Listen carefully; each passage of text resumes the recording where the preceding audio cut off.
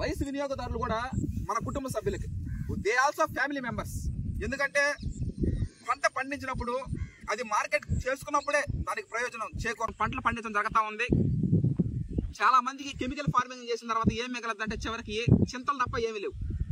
ఆ చింతల దూరం చేయడానికి చింతల వెంకటరెడ్డి గారు వ్యవసాయ రంగంలో వెలుగులు నింపుతున్నారు.